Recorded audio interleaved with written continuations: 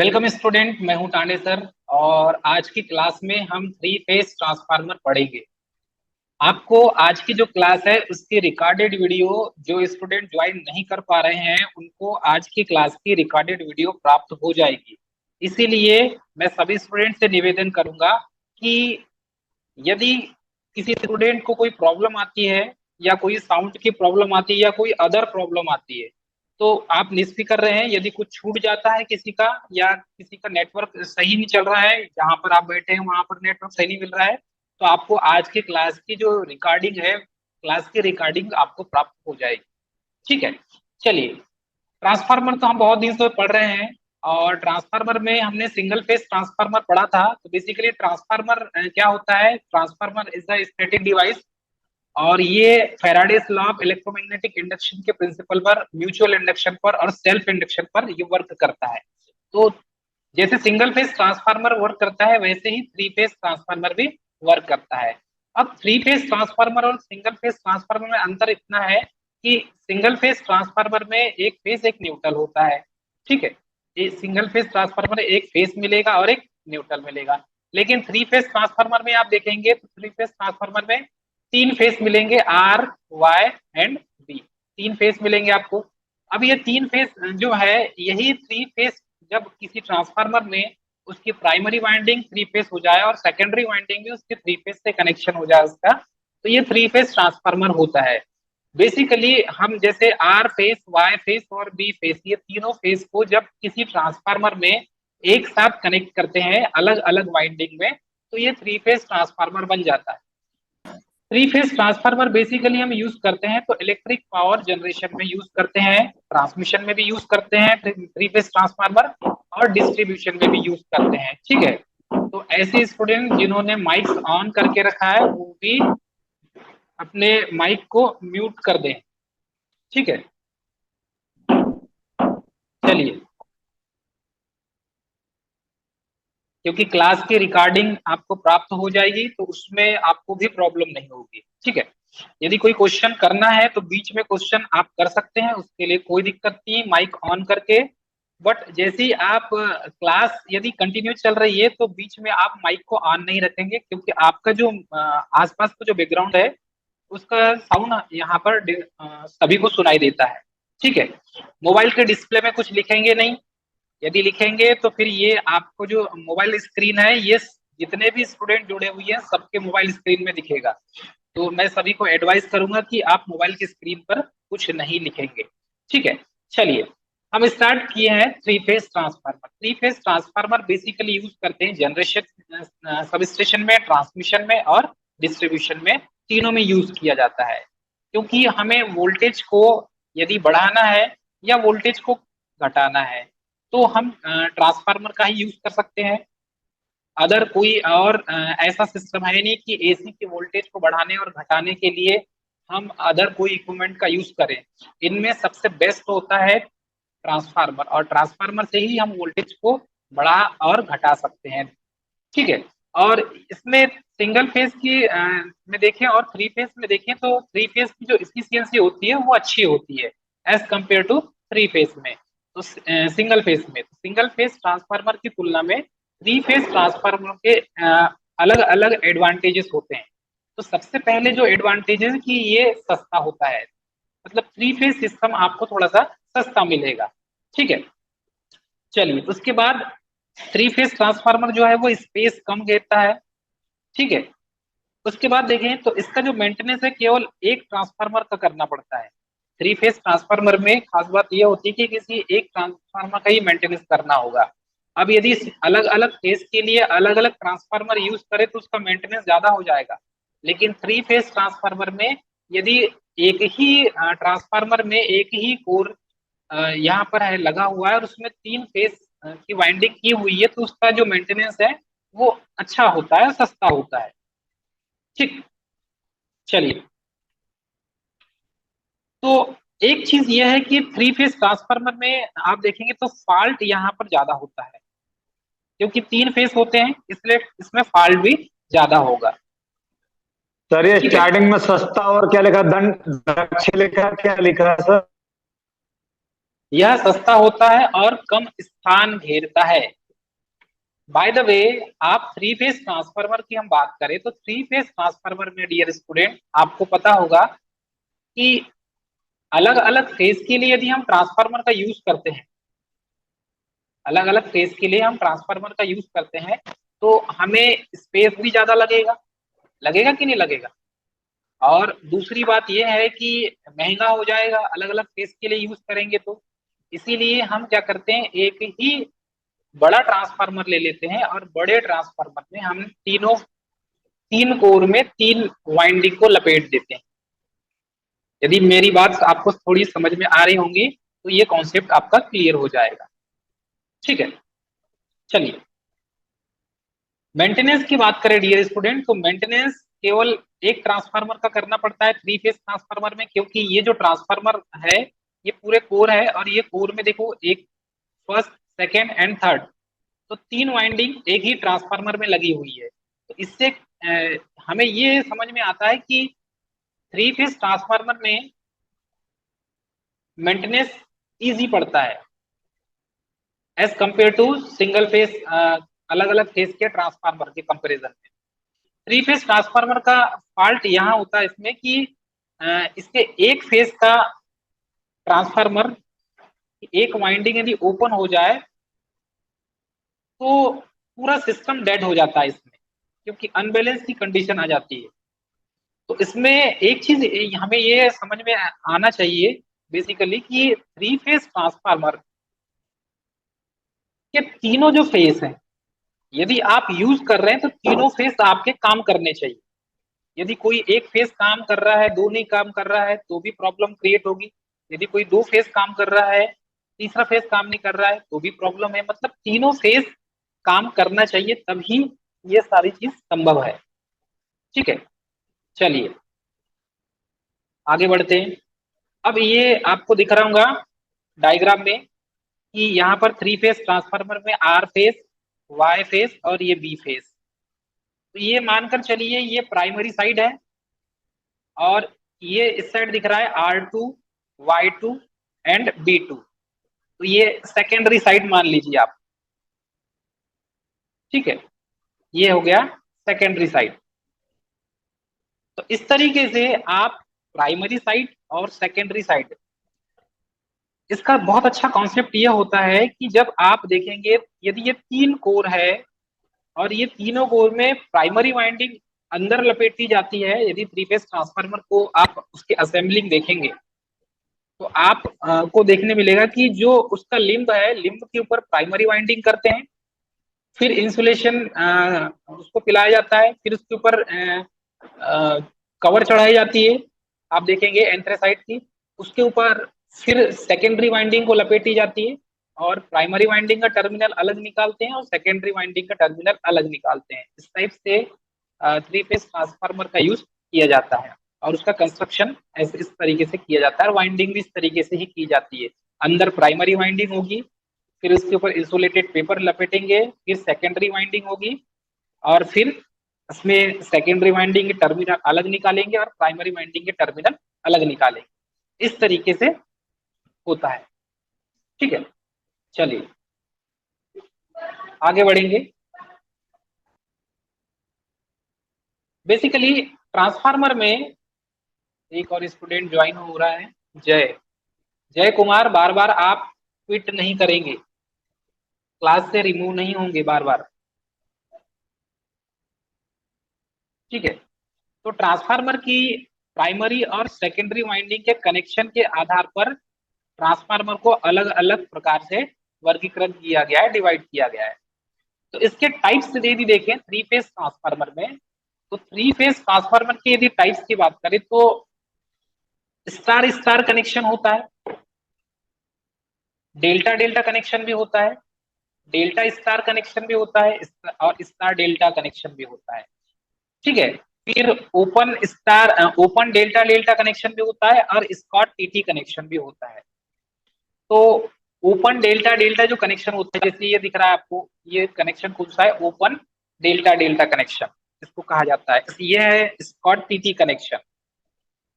तो इस प्रकार से यदि देखें तो 6 टाइप से इसको 6 प्रकार से वर्गीकृत किया गया है। 3 फेज ट्रांसफार्मर ये प्राइमरी और सेकेंडरी वाइंडिंग के कनेक्शन के सर आधार ये पर, वीवी वाला कौन सा हुआ सर? ये जो वीवी वीवी लिखा वाला। है ये ओपन डेल्टा कनेक्शन है, इसको कहा जाता है ओपन डेल्टा कनेक्शन। जो वीवी लिखा है इसे कहा जाता है open delta connection, open delta connection. ठीक है, ओपन डेल्टा कनेक्शन कहा जाता है।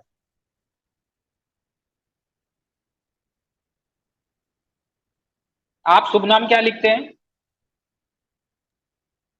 अभी सत्य आप प्रकाश।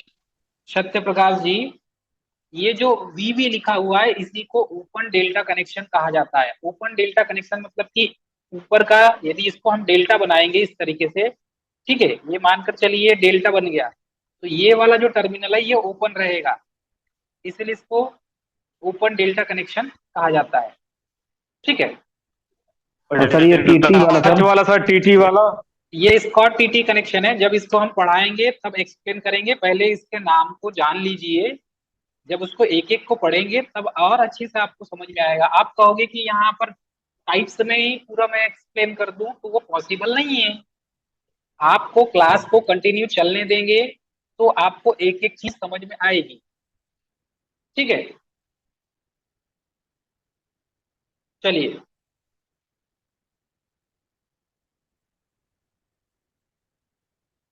सबसे पहले देखेंगे star star connection. Star star connection की खासियत ये होती है कि इसमें ये जो स्टार है ये प्राइमरी होगा, ठीक है, और दूसरा जो स्टार है ये सेकेंडरी होगा। तो प्राइमरी वाइंडिंग भी स्टार कनेक्शन में होगी और सेकेंडरी वाइंडिंग भी स्टार कनेक्शन में होगी। तो ऐसे ट्रांसफार्मर को star star connection 3 phase transformer कहा जाता है। देखिए ये जो कनेक्शन दिख रहा है आपको, ये कनेक्शन में आर फेज जुड़ा है, वाई फेज जुड़ा है और बी फेज जुड़ा है। तो जब 3 फेज आपस में 3 फेज जुड़े होंगे और वो स्टार की आकृति में होंगे, तारा की आकृति में होंगे, तो इसे स्टार कनेक्शन कहा जाता है। ठीक है, तो इसमें 3 फेज को हमने कनेक्ट कर दिए हैं। अब ये तीन किसी 2 फेज के बीच में आप वोल्टेज चेक करेंगे तो ये आपको यहाँ पर जो वोल्टेज प्राप्त होगा, देखो एक में 240 वोल्ट, दूसरे में 240, तीसरे में 240 वोल्ट, तो ऐसे 400 वोल्ट यहाँ पर आपको किसी 2 फेज में आप चेक करेंगे तो आपको मिलेगा। ठीक है, तो यहाँ पर ये प्राइमरी साइड हो गई और ये हो गई सेकेंडरी साइड। क्लियर है? चलिए आगे बढ़ते हैं।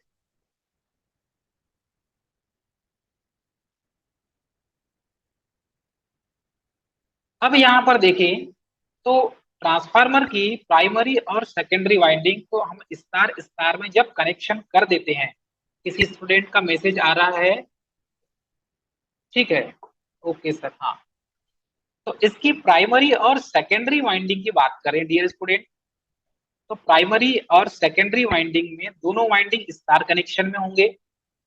ये ट्रांसफार्मर साइज में छोटे होंगे और हाई वोल्टेज के लिए डिजाइन किए जाएंगे। देखो साइज यहाँ पर छोटा होगा और हाई वोल्टेज के लिए डिजाइन किया जाएगा। 3 phase star star connection transformer size में छोटा होगा, ठीक है, साइज में छोटा होगा और हाई वोल्टेज के लिए डिजाइन किया जाएगा। थर्ड पॉइंट है, इसकी प्राइमरी तथा सेकेंडरी दोनों लाइन वोल्टेज के मध्य 0 डिग्री का फेज डिफरेंस होता है।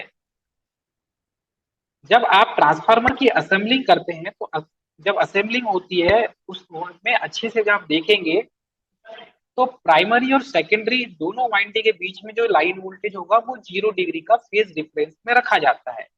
कहने का मतलब ये है डियर स्टूडेंट कि ये जो ट्रांसफार्मर की प्राइमरी वाइंडिंग है और सेकेंडरी वाइंडिंग, मतलब इन दोनों के बीच में, चलिए इसको मैं क्लियर कर देता हूं, इन दोनों के बीच में, इन दोनों के बीच में तो ये प्राइमरी देन सेकेंडरी, तो इसको इस तरीके से रखेंगे हम कि यहाँ पर 0 डिग्री का फेज डिफरेंस होगा।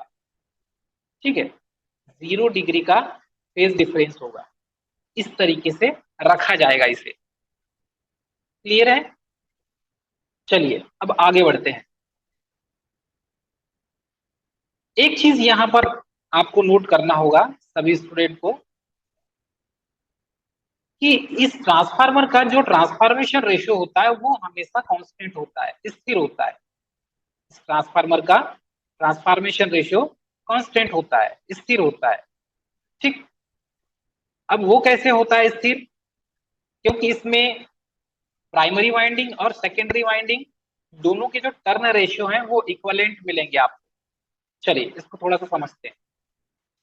यहाँ ट्रांसफार्मर की दोनों वाइंडिंग की जो टर्न है उसकी संख्या का जो अनुपात होगा वो बराबर होता है। मतलब सेकेंडरी वाइंडिंग में जितने टर्न होंगे उतने ही प्राइमरी वाइंडिंग में भी टर्न होंगे। तो ये पॉइंट मोस्ट इंपॉर्टेंट है। ठीक है, उसके बाद इस ट्रांसफार्मर का यूज हम केवल बैलेंस लोड के लिए ही करेंगे।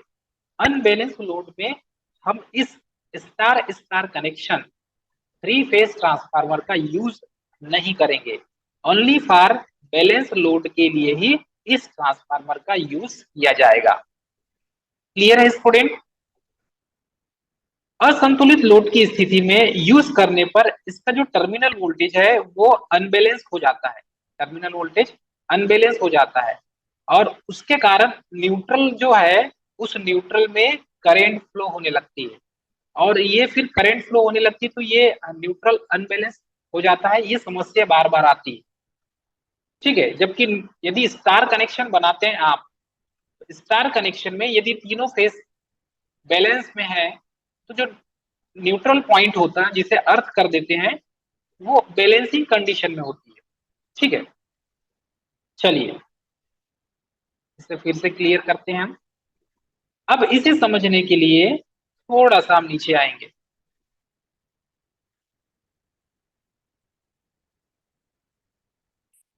अनबैलेंस लोड की स्थिति में जब हम star star connected 3 phase transformer का यूज करते हैं तो इसका जो टर्मिनल वोल्टेज होता है वो अनबैलेंस हो जाता है और न्यूट्रल को ग्राउंड करके फिर हम इस समस्या को दूर करते हैं। तो यदि हम यहाँ पर स्टार स्टार कनेक्शन इस टाइप से हम बनाते हैं, ये आर है, ये वाई है और ये बी है। ठीक है, तो स्टार स्टार कनेक्शन बनाते तो इसको अनबैलेंस की जब समस्या आती है, कंडीशन आती है, तो हम न्यूट्रल पॉइंट को अर्थ कर देते हैं। अर्थ करने से एक फायदा ये होता है कि जो लीकेज करंट होगी वो सीधे ग्राउंड में फ्लो होने लगेगी और हमारे तीनों जो फेस हैं वो बैलेंसिंग लोड की कंडीशन में आ जाते हैं। लेकिन स्टार स्टार कनेक्टेड ट्रांसफार्मर हम ओनली फॉर बैलेंसिंग लोड में ज्यादातर यूज करते हैं, अनबैलेंस में इसे कम करते हैं। लेकिन उसको अनबैलेंस में यूज कर रहे हैं तो उसको आपको ग्राउंड करना होगा, अर्थ को ग्राउंड करना होगा या न्यूट्रल को ग्राउंड करना होगा। सेकेंड पॉइंट है डेल्टा डेल्टा कनेक्शन। अब यदि डेल्टा डेल्टा कनेक्शन की बात करें तो डेल्टा डेल्टा कनेक्शन किस टाइप से बनाएंगे? इस टाइप से आप डेल्टा डेल्टा कनेक्शन बनाएंगे डियर स्टूडेंट। तो इसमें प्राइमरी भी डेल्टा में होगी, प्राइमरी भी डेल्टा में होगी और सेकेंडरी भी डेल्टा में होगी। ठीक है, तो इसका सर्किट डायग्राम देख लीजिए। डेल्टा में यहाँ पर ये आर फेस है, ये वाई फेस है एंड ये बी फेस है। तो आर वाई बी यहाँ पर हो जाएगा 3 phase AC supply, AC supply. ठीक है, तो ये हो गया 3 फेज एसी सप्लाई। और 3 फेज एसी सप्लाई जब हम दे रहे हैं तो ये स्टार कनेक्शन में दे रहे हैं। इसमें टर्न रेशियो के का मान इक्वल होता है, जितनी सेकेंडरी वाइंडिंग में टर्न होंगे उतनी प्राइमरी वाइंडिंग में भी टर्न होंगे। तो दोनों का जो टर्न रेशियो होगा वो आपस में समान होगा। ठीक है डियर स्टूडेंट, दोनों का जो टर्न रेशियो है वो आपस में समान होगा। क्लियर है? ठीक, अब यहां पर हम देखें तो अनबैलेंस लोड की कंडीशन में, मेरी आवाज आ रही सभी को? कोई एक स्टूडेंट माइक ऑन करके बात कर सकता है? Yes sir. आवाज आ रही है ना? ठीक है यस सर। हाँ ठीक। तो डेल्टा डेल्टा कनेक्शन में यदि हम देखें तो डेल्टा डेल्टा कनेक्शन में यहाँ पर देखिए VPH is equal to VL1। तो तो लाइन वोल्टेज इसमें फेज वोल्टेज के बराबर होता है।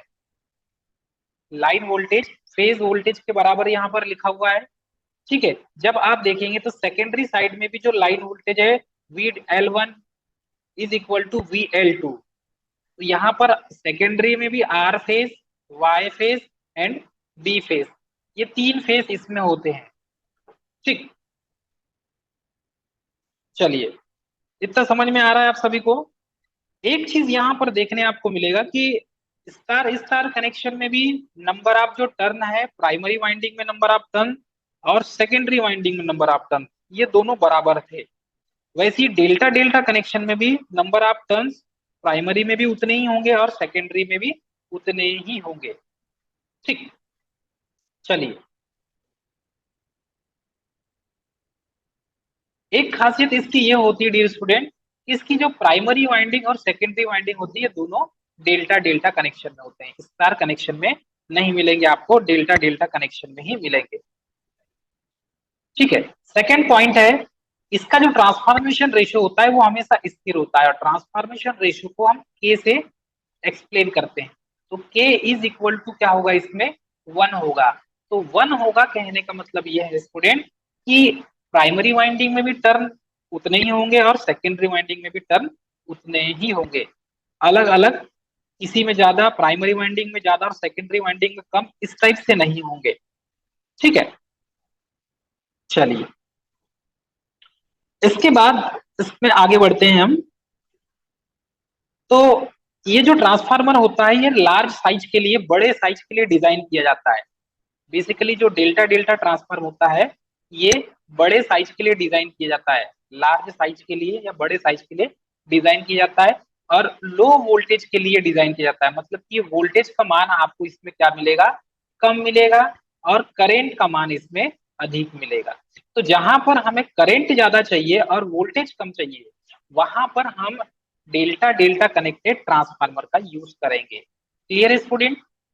नेक्स्ट पॉइंट है, इसकी प्राइमरी और सेकेंडरी लाइन वोल्टेज के मध्य 0 डिग्री का फेज डिफरेंस मिलेगा।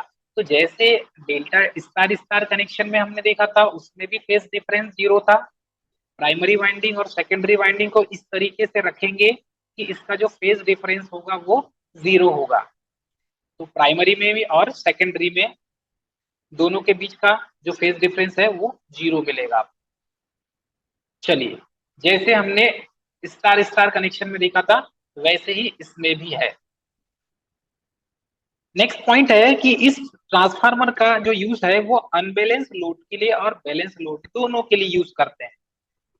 जैसे हमने स्टार स्टार कनेक्शन में देखा था कि transformer only for balance load में, अनबैलेंस लोड में उसे यूज करने के लिए फिर हम न्यूट्रल को ग्राउंड करते हैं।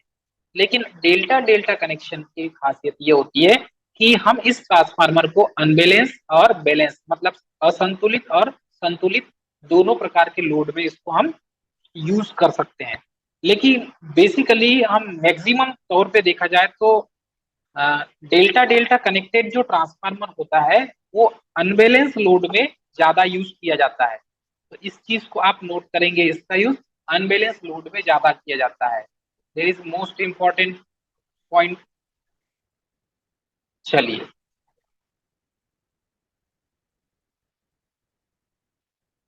अब देखेंगे हम